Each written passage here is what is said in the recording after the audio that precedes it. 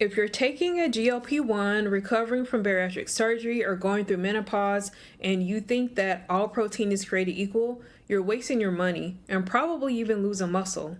Hey everyone, in case you're new here, allow me to introduce myself. I'm Tradina, a registered dietitian nutritionist, developmental psychologist, and trauma-informed body-positive life coach. Today we're diving deep into something that literally keeps me up at night as a bariatric dietitian: protein quality. And this isn't just for my bariatric patients. If you're on Ozempic, Wegovy, Mounjaro, Zepbound, or any GLP-1 medication, or if you're navigating menopause, this information is absolutely crucial for you too. Because here's the thing, when your appetite is suppressed or your hormones are shifting, every bite matters. You can't afford to waste your limited intake on low quality protein that your body can't actually use. Why this matters for you: for bariatric patients, after surgery, you need at least 60 grams of protein per day. That's roughly 1 to 1.5 grams per kilogram of your ideal body weight. But here's what most people don't realize. You're not just trying to hit a number. You need protein that your body can actually absorb and use to protect your muscle mass during rapid weight loss and support healing. For GLP-1 users, whether you're on these medications for diabetes or weight loss, the appetite suppression is real. Studies show people on GLP-1s often struggle to get adequate protein, which means you're at risk for muscle loss along with fat loss. The quality of your protein becomes even more critical when you can only manage small amounts. For those in menopause or perimenopause, estrogen decline affects muscle protein synthesis. Translation: your body becomes less efficient at building and maintaining muscle. You need more protein, and you need higher quality protein to compensate for this hormonal shift. In all three scenarios, we're dealing with the same challenge: limited intake, high protein needs, and the absolute necessity to preserve muscle mass. So let's talk about what actually makes protein high quality. The three types you'll see are protein concentrates, protein isolates, and protein hydrosylates. Protein concentrates, which are 60 to 80% protein, are the most basic. The remaining 20 to 40% is made of fats and carbs. They're okay, but not ideal when every gram counts. Protein isolates have about 90 to 95 grams of protein. This is where things get better. The filtering process removes most other macronutrients, concentrating the actual protein. This is what I typically recommend for my patients. Now, the protein hydrosylates, these are less common but incredibly bioavailable. The amino acid bonds are already broken down, making them quicker to absorb. Great option if you have digestive issues. Protein sources matter. Not all protein sources are created equal. This is where it gets really interesting. Whey protein isolates or concentrates are the gold standard. They are quickly digested, they're rich in branched chain amino acids, and those branched chain amino acids are crucial for muscle maintenance. This is my first choice for most patients. Casein digests more slowly, which can be beneficial for overnight muscle protection. Some of my patients use casein before bed and whey during the day. Egg white protein is also a good source of protein. It is rich in branched chain amino acids as well, but less than whey. Without the yolk, it may not be as satiating, which matters when you're already struggling with small portions. So here's where you need to be careful. You need to be careful with plant-based protein options such as pea, hemp, or brown rice proteins. The reason why you have to be careful is because these are often incomplete proteins, missing one or several essential amino acids. If you're a vegan or vegetarian, you'll want to look for blended plant proteins to get a complete amino acid profile. Collagen, this one's tricky. It's everywhere right now, but it's not a complete protein. It's missing essential amino acids, great for skin and joints, but don't count it towards your daily protein goals. Now, I know I keep talking about essential amino acids, and so I just want to take the time to help you understand something critical. Your body cannot make the essential amino acids, and there's 9 of them. You must get them from food. After bariatric surgery, or if you're on GLP-1s or in menopause, your food intake is limited, so these become even more important. And even if you're vegan or vegetarian, these 9 essential amino acids are also important. So the 9 essential amino acids are histidine, isoleucine, leucine, lysine, methionine, phenylalanine, threonine, tryptophan, and valine. That was a whole mouthful, wasn't it? Anyway, there's some acronyms online if you ever want to memorize them. When you're choosing a protein supplement, this amino acid profile should be part of your evaluation. Let me show you what to look for on the label.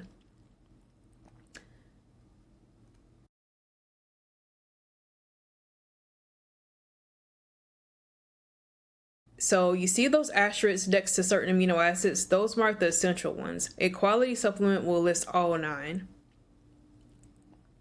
The scoring systems explained. Now, this is where most people's eyes glaze over, but stay with me because this is the game changer.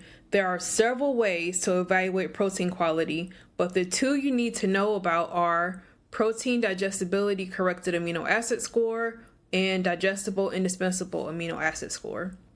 So the protein digestibility corrected amino acid score, or PDCAAS, looks at protein quality and digestibility based on fecal samples. If there are no amino acids in the feces, it assumes they were digested.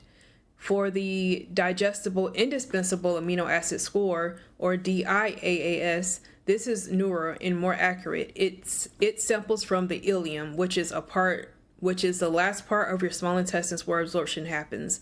This gives us a better picture of what's actually being absorbed. And here's why this matters for you. If you've had bariatric surgery, especially procedures that alter your digestive tract, absorption is already compromised. You need protein that's highly digestible at the ileal level, where your body is actually absorbing nutrients.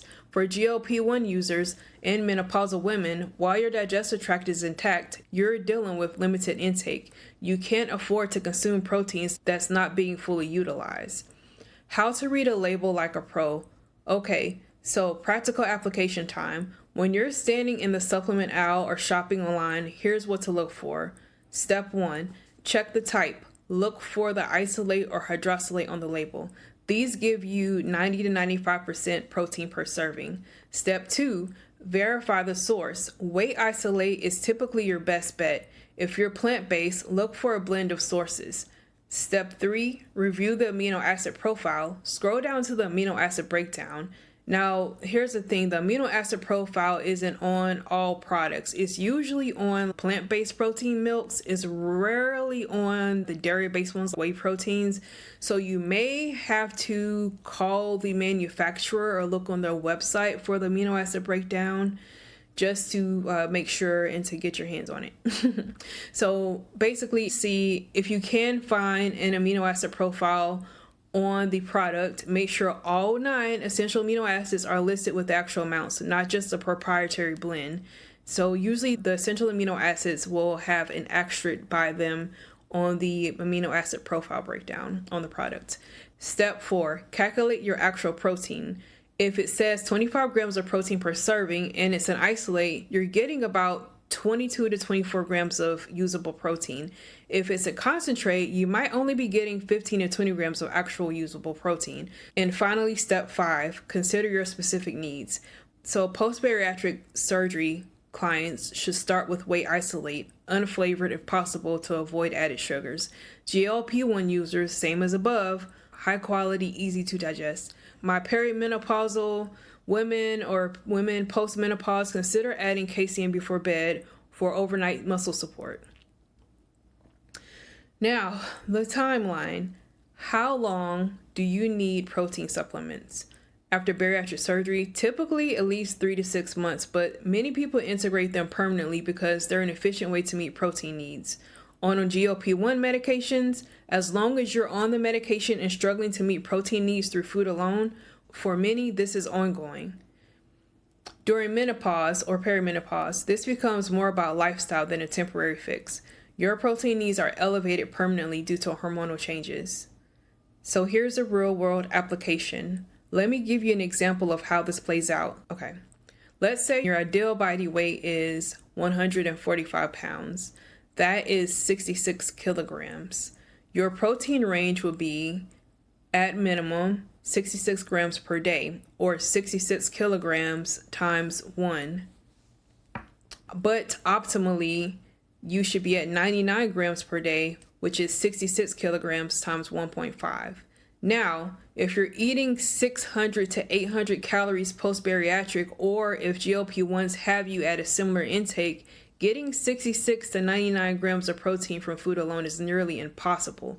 This is why the quality of your protein supplement matters so much. 2 scoops of a high-quality whey isolate, which is about 50 grams of protein, plus protein-rich meals can get you there. 2 scoops of low-quality concentrate might only give you 30 to 35 grams of usable protein. So, nutrient composition over time. As you progress, whether post-surgery or adapting to GLP-1s, your plate composition changes. Early on, protein dominates with supplements filling gaps. Mid-progression is protein first, then vegetables, and then the carbs. Long term, you have to balance your meals with protein, vegetables, and carbs, potentially weaning yourself off of the protein supplements. So the goal is balanced eating, but protein always comes first on your plate. Common mistakes to avoid. Mistake 1, thinking all protein powders are the same. They're absolutely not. You might be getting half of the usable protein you think you are. Mistake number 2, counting collagen towards your daily protein goal. It's incomplete, it doesn't count, because most collagen supplements are missing tryptophan, which is one of the essential amino acids. Mistake number 3, not reading amino acid profiles. If a supplement doesn't list them, that's a red flag. Mistake number 4, choosing based on price alone. The cheapest option often means low quality concentrate with fillers. Mistake number 5, ignoring digestibility scores, especially important if you have any digestive challenges. Listen, whether you're recovering from bariatric surgery or managing weight loss on GLP-1s or navigating the muscle loss that comes with menopause, protein quality is non-negotiable. You're working too hard on your health journey to waste it on subpar supplements that your body can't even use properly. So here's your action step. Go look at your current protein supplement right now. Check the type. Is it an isolate? Look at the amino acid profile. Are all 9 essential amino acids listed? Consider the source. Is it whey or a complete plant blend?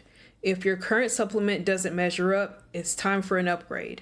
Drop a comment below telling me which protein supplement you're currently using, and I'll let you know if it's a good choice for your situation. And if you found this helpful, please like and subscribe. I post science-backed nutrition content specifically for bariatric patients, GLP-1 users, and those navigating major metabolic changes. I'll see you in the next video. Goodbye.